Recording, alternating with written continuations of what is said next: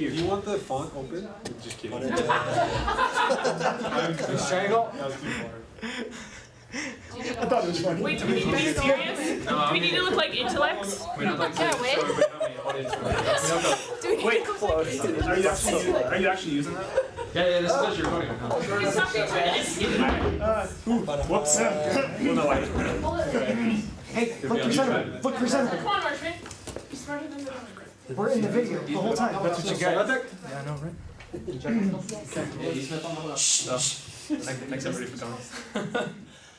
So I'm giving a speech about Guam today, so I thought it was a very appropriate time to do it at this point. Woo!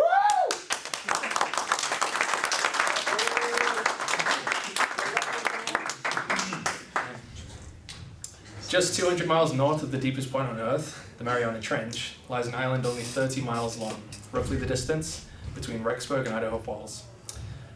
The Western Pacific Paradise is host to glorious sandy beaches, rolling green hills, and 60,000 US citizens who have little to no say in the laws that govern them.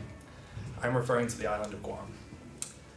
Having lived for 2 years in and around Guam, I've come to an understanding of the local people, known as Chamorros, about their rich culture and history and their political suffering. Now, whilst Guam has been through a complicated history of being subject to various colonial rule, it currently sits in the hands of the United States. As I explain the political implication Guam faces, I wish to help you also to understand the significance of such a small landmass in a vast oceanic area. We will look at where Guam stands in the eyes of the United States, its citizens' rights, the United States military dependence on Guam, Guam's claim to equality with the United States and its efforts to obtain independence. Now, first of all, why should you all care about a small landmass half the world away?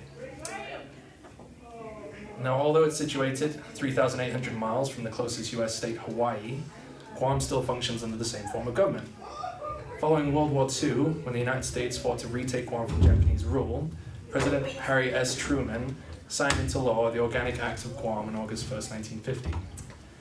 This established a legislative, executive, and judicial branch of government in Guam, the very same form of government established by the Founding Fathers in the US Constitution over 200 years ago. However, Guam is classed as an unincorporated and organized territory of the United States, meaning that the United States government recognizes Guam, along with several other islands, including the Northern Mariana Islands, Puerto Rico, and the US Virgin Islands, as mere overseas possessions. Now, in these unincorporated territories, not all constitutional rights are approved to the inhabitants. Only fundamental rights and those applied by legislature are effective. Some rights, such as the right to vote for the President of the United States of America, are restricted. Now, what we've just discovered is that although the US government is established in Guam, its people do not have the same rights as those in the mainland. So, what rights do they have? So at the close of the 19th century, in 1898, the United States took control of Guam from Spain. Now, we'll discuss more about this later. Now, any Chamorro born after April 11, 1899 is considered a citizen of the United States. So this means that Chamorros have US passports, they have free passage through the United States and its territories, they have access to Social Security, the right to work, the right to serve in the military, they use US money, they're taught in US-style schooling, and they receive funding from the US government. But when it comes to working in government, Guam elects just one delegate to the United States House of Representatives, where legislative laws are passed. However, this delegate has no vote in the final passing of legislation. So when it comes to voting for the President of the United States, Guam has no votes in the Electoral College. Locals of Guam vote in what is basically just an opinionated vote of popularity that has no effect on the outcome of the general election. With this in mind, let's take just a little bit of a look back at Guam's history. So Guam has been under colonial rule for most of its history, since its discovery in 1521. During this time, Spain, Japan, and the United States have fought for rule over this tiny island. The Chamorro people have been subject to cruelty, epidemic, natural disaster, internal conflict, military rule, forced labor, incarceration, and execution in its horrific history. The United States military has an established Air Force and Navy base on Guam, and the US military bases cover 29% of the island. Because of the island's location, roughly 1,500 miles south of Japan and east of the Philippines, It gives the United States a strong strategic position in the Western Pacific and Asia.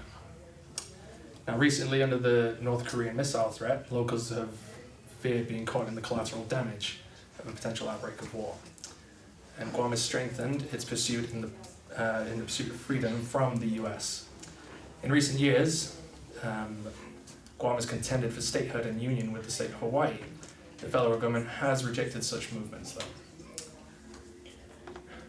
Governor of Guam, Eddie Calvo, said in his State of the Island address on March 31st, 2016, "It is time we confronted the fact that for nearly 400 years, the state of the island has also been colonial. It is the unchanged and unrepentant shadow cast upon our unshackled destiny."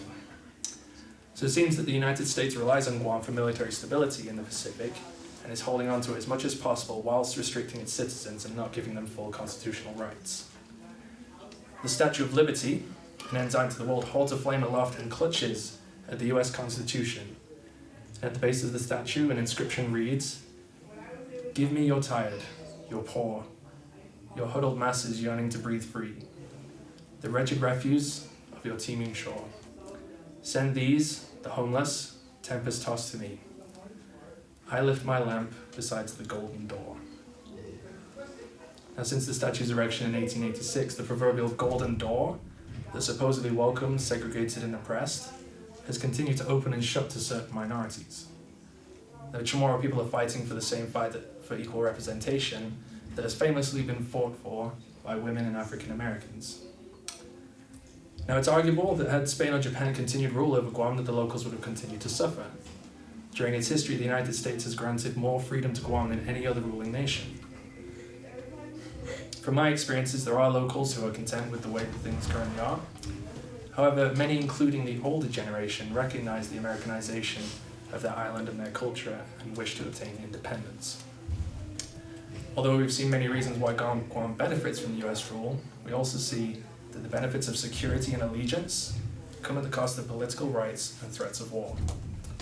Whilst Guam is governed like most other states, they are not given full authority in the federal government. Chamorros are just as much citizens as anybody from Idaho, yet they lack the right to vote. Guam fights for independence, but the government denies them freedom. In closing, I hope that I have opened your eyes to the oppression the United States has over its overseas possessions.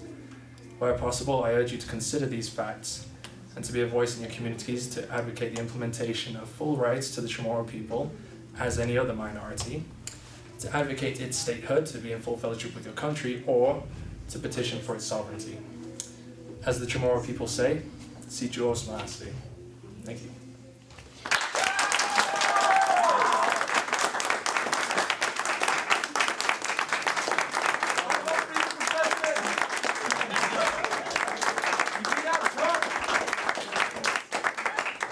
Dude, Dan, that was sick. That's awesome. Hey, just so you know that guy.